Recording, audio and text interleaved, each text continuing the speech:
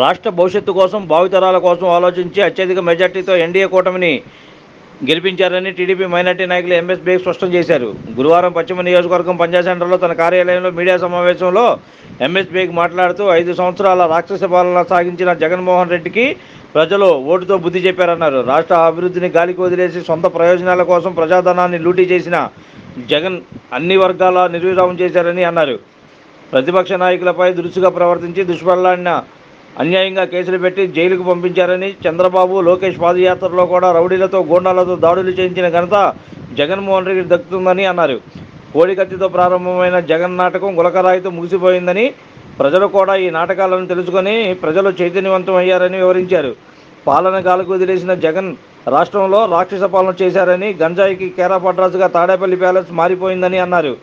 రాష్ట్ర ప్రజలను భయభ్రాంతులకు చేసే విధంగా జగన్ పాలన సాగించారని, ఈ క్రమంలో ప్రజలు కూటమిని నమ్మి కూటమి అభ్యర్థులను అఖండ మెజార్టీతో గెలిపించారని తెలిపారు. పశ్చిమంలో బీజేపీ అభ్యర్థి సుజనా చౌదరికి 47,000 మెజార్టీతో, కేసినేని చిన్నికి 2,87,000 మెజార్టీతో కనీవిని ఎరిగిన రీతిలో మెజార్టీ ఇచ్చి గెలిపించి వైసీపీ నాయకులకు తగిన బుద్ధి చెప్పారని అన్నారు. ఎన్డీఏ కూటమిని గెలిపించిన రాష్ట్ర ప్రజలకు కృతజ్ఞతలు తెలిపారు. చంద్రబాబు నేతృత్వంలోని తెలుగుదేశం ప్రభుత్వం సుపరిపాలన అందిస్తుందని తెలిపారు. ఈ సమావేశంలో బెవర సాయి సుధాకర్, పైలా సతీష్, జిల్లా మైనార్టీ సెల్ అధికార ప్రతినిధి సత్తార్, జిల్లా కార్యాలయ కార్యదర్శి సారేపల్లి రాధాకృష్ణ, వడ్డాది రమణ, మక్కిన భాస్కర్, మిర్జా ముజాఫర్ బేగ్ తదితరులు ఈ సమావేశంలో పాల్గొన్నారు. ఈరోజు ఆంధ్ర రాష్ట్రంలో జూన్ 4వ తారీఖు జరిగిన సార్వత్రిక ఎన్నికల కౌంటింగ్ ముగించిన తర్వాత Telugu Desam party, Janasena party, Bharatiya Janata party రాష్ట్రంలోనూ కేంద్రంలోనూ ఘన విజయం సాధించడం అనేది మనమందరం కూడా చూసాం. ఈరోజు ఆంధ్ర రాష్ట్ర ప్రజలు ఏ రకమైన నిర్ణయం తీసుకొని రాష్ట్రం కోసం, రాష్ట్ర భవిష్యత్తు కోసం, భావి తరాల కోసం ఒక బాధ్యతగా, ఒక పకడ్బందీగా ఒక మంచి నిర్ణయం తీసుకొని వాళ్ళ కర్తవ్యాన్ని నిర్వహించారు. చెప్పాలంటే ప్రతిపక్షంలో ఉన్న మేము, అధికార పక్షంలో ఉన్న జగన్మోహన్ రెడ్డి ఆ రోజు చేసిన అరాచకాలందరూ కూడా గుర్తొచ్చాయి. ఎలక్షన్ రోజు ప్రతి ఒక్క ఓటర్ ఓటు వేయడానికి బటన్ నొక్కేటప్పుడు ఒకటే గుర్తు చేసుకున్నాడు, 5 సంవత్సరాల్లో మా జీవితాల్లో ఏ రకమైన భయభ్రాంతులతో మనం బతికాం, ఎటువంటి అరాచకాలతో మనం బతికామనేదే ప్రజలందరూ గుర్తు చేసుకున్నారు. నిజంగా చెప్పాలంటే ఒక మాటలో జగన్మోహన్ రెడ్డి అనే వ్యక్తికి 11 కేసులు ఉన్న జగన్మోహన్ రెడ్డికి 11 శాసనసభ్యులు రావడం అనేదే ఈ యొక్క చరిత్రగా మనం అందరం కూడా చూడాల్సి వస్తుంది. కేవలం విధ్వంసంతో మొదలుపెట్టిన పరిపాలన ఇదే జూన్ మాసంలో మనందరికీ తెలుసు. ప్రజావేదికని ఏ రకమైన రీతిలో కూల్చాడనేది, అదేవిధంగా ఇదే జూన్ మాసంలో జగన్మోహన్ రెడ్డి యొక్క వైఎస్ఆర్ కాంగ్రెస్ పార్టీని, జగన్మోహన్ రెడ్డి సర్కార్ని ప్రజలు కూల్చేశారు. ఈ కూల్చడంతో మొదలుపెట్టిన సర్కార్ని ప్రజలు కూల్చడం అంటే 5 సంవత్సరాలు.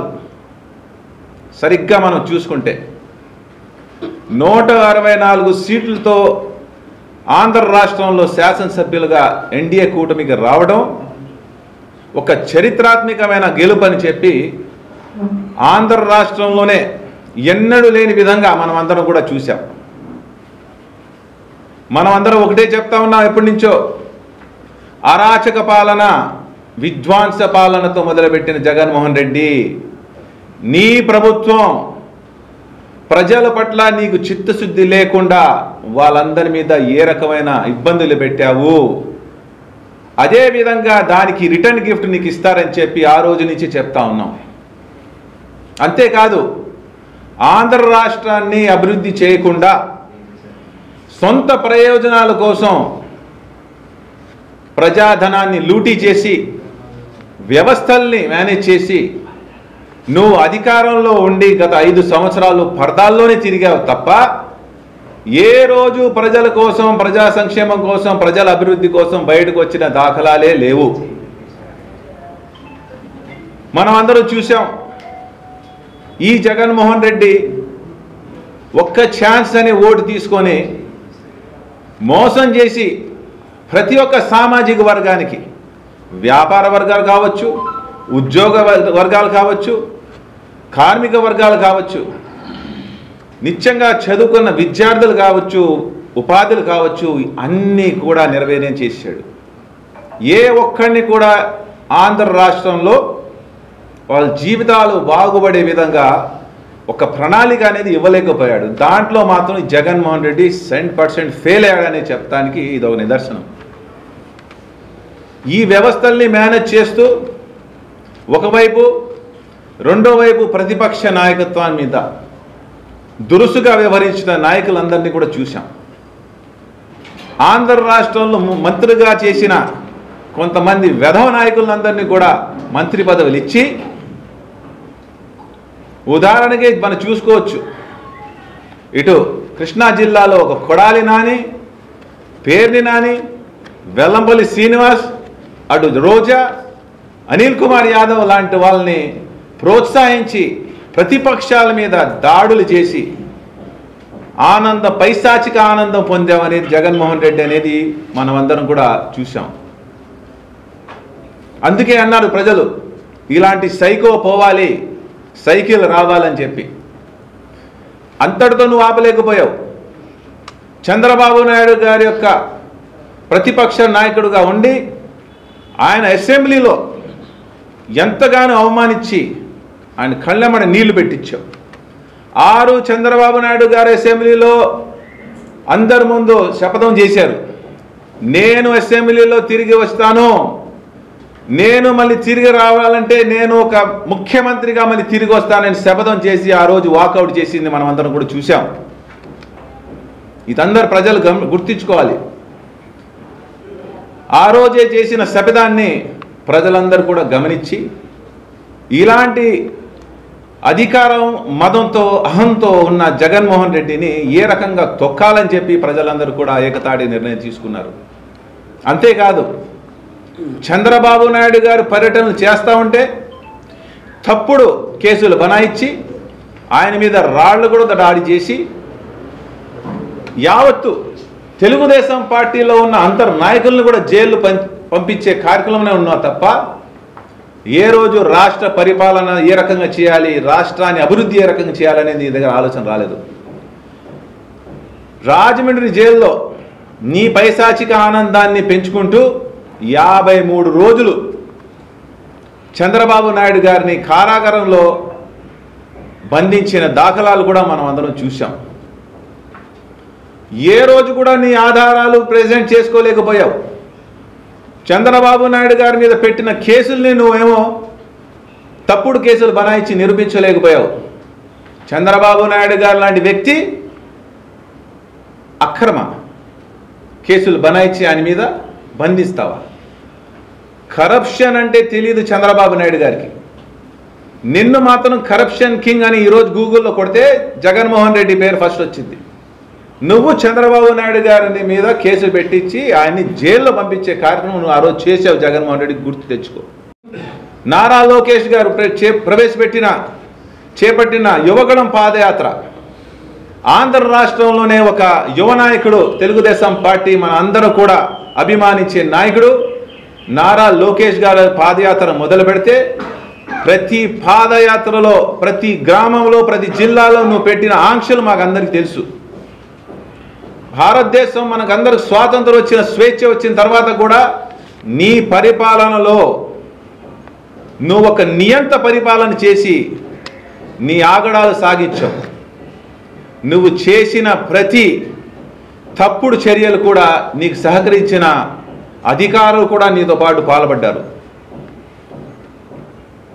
అయినప్పటికీ నారా లోకేష్ గారు వారి యొక్క పాదయాత్ర ఘన విజయం సాధించిందిగా మనం అందరం కూడా చూసాం. ఏ రోజైతే నారా చంద్రబాబు నాయుడు గారిని కేసులు బనాయించి కారాగారంలో బంధించిన తర్వాత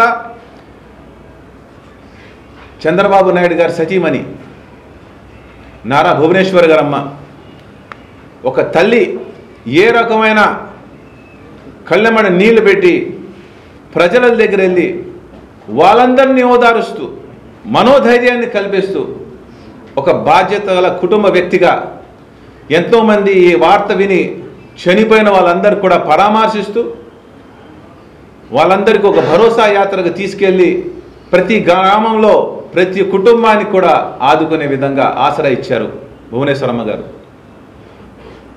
దాంతోపాటు ఈ యొక్క 5 సంవత్సరాల్లో జగన్మోహన్ రెడ్డి చేసిన కిరాతకమ కూడా ఉంది. గతంలో ఏ రకమైన కోడి కత్తితో మొదలుపెట్టిన డ్రామా, ఆ తర్వాత అప్పుడు హూ కిల్డ్ బాబాయ్ అని చెప్పి మనం అందరం కూడా చూసాం. ఏ రకమైన సొంత బాబాయ్నే హతమార్చిన దాఖలాలు మనం అందరూ కూడా తెలుసు. ఇది సామాన్య విషయం కాదు. సొంత కుటుంబానికే ద్రోహం చేసి హత్యలు చేసిన వ్యక్తుల్లో ఈరోజు మన ముఖ్యమంత్రిగా ఆ రోజు మనం 5 సంవత్సరాలు చూసామంటే ఇది ఎంత దారుణమైన విషయం అని చెప్పి మనం అందరూ కూడా గుర్తు చేసుకోవాలి. ఒక తల్లికి ఒక చెల్లికి సొంతం కానోడు ప్రజలకి ఎలా సొంతం అవుతాడని మనం ఆ రోజు నిలదీశాం. ప్రజలందరూ కూడా గమనించారు. ఇది వాస్తవం కాదా? ఈ మధ్య కాలంలో నువ్వు గొలకరాయ్ ఎపిసోడ్ మళ్ళీ తీసుకొచ్చి ఇంకో డ్రామా సృష్టించడం ప్రయత్నం చేశావు. ప్రజలు ఈసారి నిన్ను నమ్మలేదు. మళ్ళీ నీకు 2వ ఛాన్స్ ఇవ్వాలని కోరావు. మద్యపాన నిషేధం చేస్తామన్నావు, చేయలేకపోయావు. ఈరోజు గాంజాయి ఆంధ్ర రాష్ట్రంలో అమ్ముడుపోతుందంటే దానికి care of address Tadepalli palace కాదా అని అడుగుతా ఉన్నా. ఇవన్నీ సంఘటనలు మనం సమకూర్చి సమరి చూస్తే ప్రజలకి నువ్వు చేసింది ఏమి ఉందని చెప్పి మనం అందరూ కోరుకుని ఒకసారి చూస్తే ప్రజల జీవితాల్లో ఈరోజు అప్పుల బాధ తప్ప నిత్యావసర ధరలు చూస్తే ఆకాశానికి అందినాయి. ఈరోజు సామాన్య ప్రజలు బ్రతికే పరిస్థితి కనబడట్లేదు.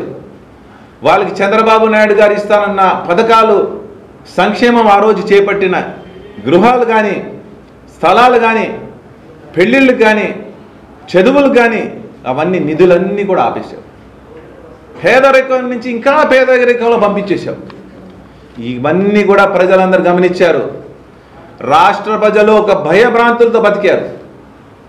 ఈ భయం నుంచి ఎప్పుడు బయటకు రావాలి, దానికి రావడానికి ఒక అవకాశం కోసం ఎదురు చూశారు. అదే మే 13వ తారీఖున ఎలక్షన్ జరిగిన రోజు ఓటు వేయడానికి 3 నుంచి 4 గంటల వరకు ఒక కసితో ముందుకు వచ్చి ప్రజలందరూ కూడా ఓటు వేశారంటే ఈ ఓటు ఈ యొక్క దుర్మార్గపు పరిపాలన అంతం చేయాలని చెప్పి 164 సీట్లు ఎన్డీఏ కూటమికి ఇచ్చి ఘన విజయం సాధించే విధంగా నారా చంద్రబాబు నాయుడు గారిని, పవన్ కళ్యాణ్ గారిని, అలాగే పురంధేశ్వరి గారిని ఒక నమ్మకంతో కూటమిని గెలిపించి ప్రజలందరూ కూడా విశ్వసించి వాళ్ళందరూ కూడా ఓటేయడం జరిగింది.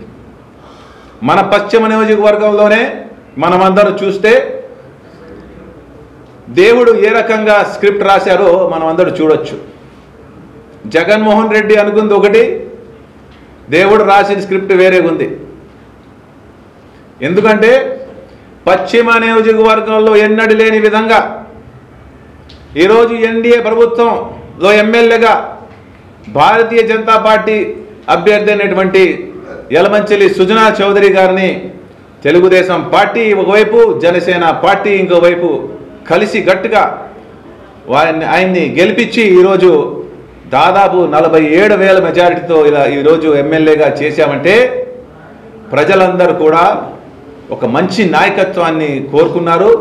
అదేవిధంగా పార్లమెంట్ సభ్యులుగా కేశినేని శివనాథ్ చిన్ని గారిని తెలుగుదేశం పార్టీ ఎంపీగా ప్రజలందరూ కూడా దాదాపు 2,87,000 మెజారిటీతో గెలిపించారంటే ఇది సామాన్యమైన ఎలక్షన్ కాదు. ఇది ఒక రికార్డు స్థాయి ఎలక్షన్. ప్రజల యొక్క గెలుపు ఈ ఎలక్షన్ అనేది చెప్పి ఈ గెలుపు కేవలం ప్రజల గెలుపే తప్ప ఈ గెలుపు జగన్మోహన్ రెడ్డిని వినాశనం చేయాలని చెప్పే తప్ప ఈ గెలుపు రాష్ట్రం అభివృద్ధి చెందాలనే గెలుపు తప్ప ఈ గెలుపు ప్రజా గెలుపు అని చెప్పి మేమందరం కూడా చెప్తా ఉన్నాం. ఈ విషయాన్ని త్వరలోనే చంద్రబాబు నాయుడు గారు ముఖ్యమంత్రి కాబోతా ఉన్నారు.